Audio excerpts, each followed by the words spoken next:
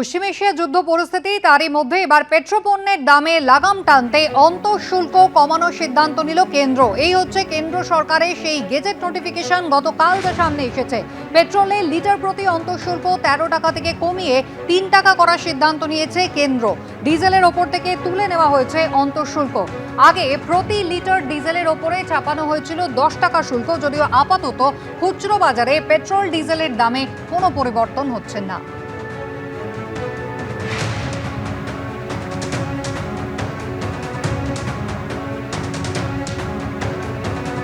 আমাদের দুই প্রতিনিধি সরাসরি রয়েছেন আমাদের সঙ্গে, অরিত্রিক ভট্টাচার্য এবং সন্দীপ সরকার। আমি প্রথমেই অরিত্রিকের কাছে চলে যাব। অরিত্রিক, যে গেজেট নোটিফিকেশন গতকাল পেট্রোলিয়াম মন্ত্রকের পক্ষ থেকে দেওয়া হয়েছে তাতে ঠিক কি বলা রয়েছে? দেখো, মূল বিষয়টি রয়েছে যে পেট্রোল এবং ডিজেলের দাম সেটা কিন্তু গত এক মাস এই যুদ্ধ পরিস্থিতিতে আমাদের দেশে অপরিবর্তিত রয়েছে। 28শে ফেব্রুয়ারি প্রথম এই মধ্যপ্রাচ্যে যুদ্ধের পরিস্থিতি তৈরি হয়েছিল। আজকের ঠিক এক মাস অতিক্রান্ত হওয়ার মুখে, এবং সেই জায়গায় দাঁড়িয়ে বিভিন্ন জ্বালানি মাধ্যম আমরা দেখেছি কিন্তু দাম বেড়েছে। প্রথমেই যেটা বেড়েছিল গ্যাস সিলিন্ডারের দাম, সেটা বাণিজ্যিক হোক বা ঘরোয়া গ্যাস সিলিন্ডার। তারপরে আমরা দেখেছি আস্তে আস্তে খুব গুরুত্বপূর্ণভাবে ইন্ডাস্ট্রিয়াল ডিজেলের দাম বেড়েছে, কারণ ইন্ডাস্ট্রিয়াল ডিজেলের প্রভাব কিন্তু সার্বিক ক্ষেত্রে অনেকটা মূল্যবৃদ্ধিকে নিয়ন্ত্রণ করে। তারপরে যেটা দেখা গেল, এমনকি এলপিজির যে অটোর যে এলপিজি তারও দাম বাড়লো।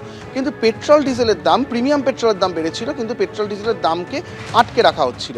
এইবার যেটা দেখা যাচ্ছে, এই যে আটকে রাখা, যেহেতু বিশ্ববাজারে এর মধ্যে তেলের দাম অনেকটাই বেড়েছে, সেই আটকে রাখার জন্য প্রতি লিটার পেট্রোলে যে অয়েল কোম্পানিগুলো রয়েছে তাদের প্রায় 22 টাকা, এবং প্রতি লিটার ডিজেলে তাদের প্রায় 30 টাকার মতন আগের থেকে লাভ কম হচ্ছে বা ক্ষতির দিকে যেতে হচ্ছে। সেই জায়গাটা থেকে কিন্তু অয়েল কোম্পানিগুলোর পক্ষে তেল সরবরাহ করা কঠিন হয়ে পড়ছিল।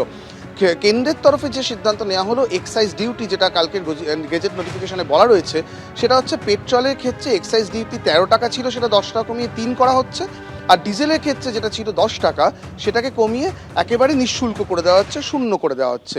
এতে কিন্তু এরকম নয় যে এই 10 টাকা কমছে বলে আমরা পেট্রোল পাম্পে গিয়ে পেট্রোল ডিজেলের দাম গত কালকের থেকে 10 টাকা কম দেখবো, তা নয়। এই জায়গাটা, এই 10 টাকার বেনিফিটটা কিন্তু অয়েল কোম্পানিগুলোর কাছে পৌঁছবে, যাতে অয়েল কোম্পানিগুলো রিক্ত না হয়ে তারা দাম বাড়াতে বাধ্য হয়। সেই জায়গা থেকে তাদেরকে একটু রিলিফ দেওয়ার চেষ্টা, অর্থাৎ দাম কমানো হলেও সেই বিষয়টা কিন্তু বললে ভুল হবে। দাম বাড়ানোর যে পদ্ধতি, তাতে কিছুটা লাগাম দেওয়ার চেষ্টা করা হলো কেন্দ্রীয় সরকারের তরফ থেকে।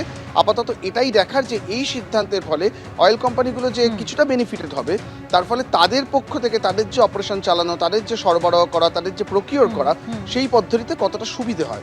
কারণ একদম তুমি আমাদের সঙ্গে থাকো। এই জায়গায় একদম সন্দীপের কাছে চলে যাই। সন্দীপ এই মুহূর্তে আমাদের সঙ্গে সরাসরি পেট্রোল পাম্প থেকে রয়েছে। সন্দীপ, খুব স্বাভাবিকভাবে খুচরো পেট্রোল ডিজেল কেনা বেচার ক্ষেত্রে কিন্তু সেই অর্থে কোনো দামের যে বিশাল হেরফের কিছু হতে চলেছে এমনটা নয়। হ্যাঁ, তবে যে আশঙ্কার জায়গাটা ছিল যে হয়তো 10-15 টাকা লিটার পিছু দাম বাড়তে পারে, সেই আশঙ্কার জায়গাটা থেকে কোথাও কি মধ্যবিত্ত তারা স্বস্তি পাচ্ছেন, এবং ডিলাররা এই এক্সাইজ ডিউটিটা হ্রাস হওয়ার ফলে বা ডিজেলের ক্ষেত্রে উঠে যাওয়ার ফলে তাদের কি কিছুটা উপকার হবে?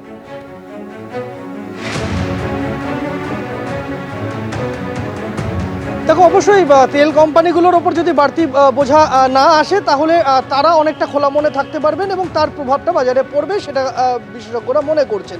কিন্তু পেট্রোল ডিজেলের ক্ষেত্রে যেরকম এরকম একটা সুরাহা দেওয়ার একটা বন্দোবস্তের দিকে কেন্দ্র সরকার হাঁটছে, তার সম্পূর্ণ বিপরীত চিত্র কিন্তু আমরা দেখতে পাচ্ছি এলপিজির ক্ষেত্রে।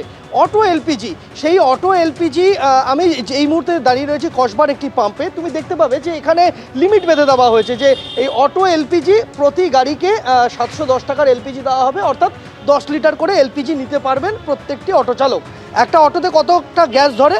একটা অটোর যা ক্যাপাসিটি ট্যাঙ্কের, তাতে সর্বোচ্চ 20 লিটার গ্যাস ভরা যায়।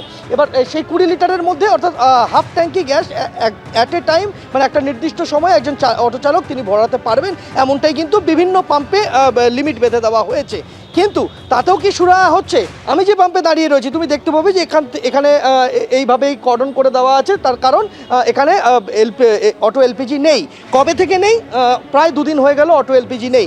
অনেক অটো চালকরা দূর দূরান্ত থেকে আসছেন অটো এলপিজি ভরাতে, তারা খালি হাতে ফিরে যাচ্ছেন।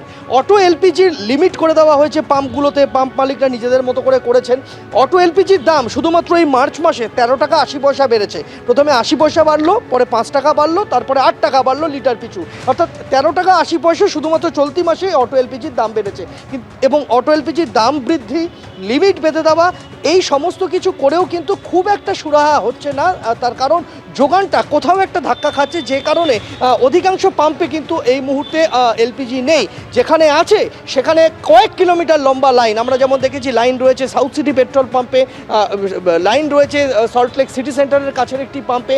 এই রকম বিভিন্ন জায়গাতে লম্বা লাইন, অর্থাৎ এলপিজির যে সরবরাহটা সেটা কোথাও একটা অনিয়মিত হয়েছে, যার প্রভাব কিন্তু পড়তে শুরু করেছে বিভিন্ন পাম্পে।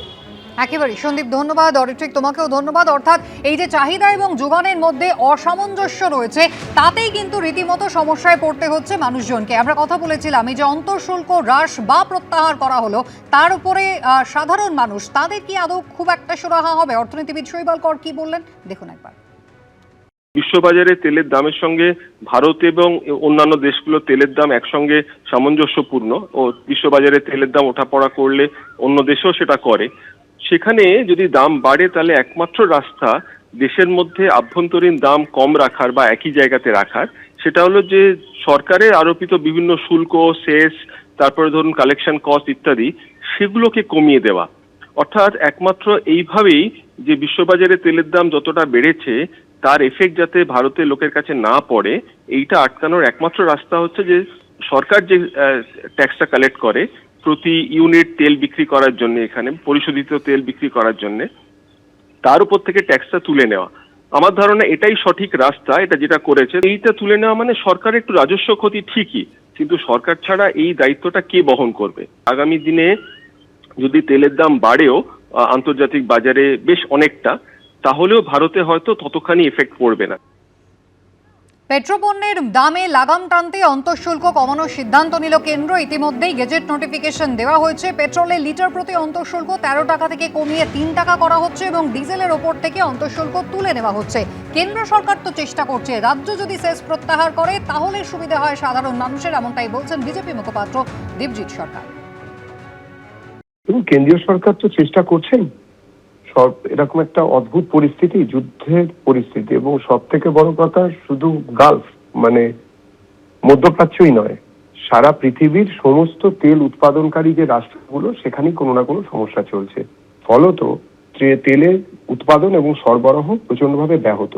এরকম একটা পরিস্থিতিতে বিভিন্ন সোর্স থেকে ভারত সরকার তেল আনছেন এবং যত রকমের পণ্য আছে, পেট্রোপণ্য, তাদেরকে একটা জায়গায় স্থিতিবান রাখার চেষ্টা করছেন তার মূল্য।